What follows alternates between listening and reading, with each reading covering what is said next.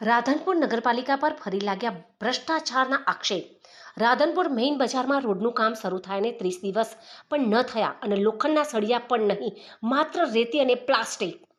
રાધનપુર નગરપાલિકા દ્વારા શહેરના મુખ્ય માર્ગ પર 30 દિવસ પહેલા બનાવવામાં આવેલ નવો રોડ હવે ભ્રષ્ટાચારના આક્ષેપો વચ્ચે ઘેરાઈ ગયો છે। સ્થાનિક નગરસેવક જયાબેન ઠાકોરે પુરાવા સાથે આ પ્રકરણને જાહેર કરી દીધું છે। તેમના કહેવા પ્રમાણે રોડના નિર્માણમાં લોખંડના સળિયાનો ઉપયોગ તો થયો જ નથી, પરંતુ સિમેન્ટ કપચી પણ દેખાય નહીં। રોડમાં માત્ર રેતી, ચંપલના ટુકડા અને પ્લાસ્ટિક જેવી વસ્તુઓ જોવા મળી રહી છે। પરિણામે રસ્તાથી સ્થિતિ હવે વધુ જર્જરિત બની રહી છે।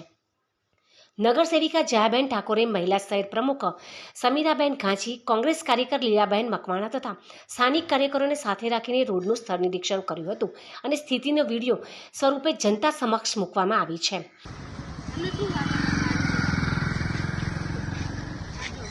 મેણિયા અને કચરો હાથથી કરીએ ને તો બી રોડ તૂટી જાય છે। આ એટલો શું છે?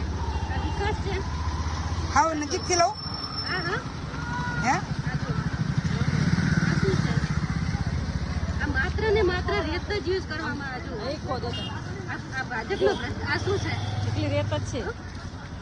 તેમણે આક્ષેપ કર્યો છે કે જનતાના ટેક્સના પૈસા નગરપાલિકાના સત્તાધીશો દ્વારા વેડફવામાં આવી રહ્યા છે અને પોતાના ખિસ્સા પણ ભરવામાં આવી રહ્યા છે।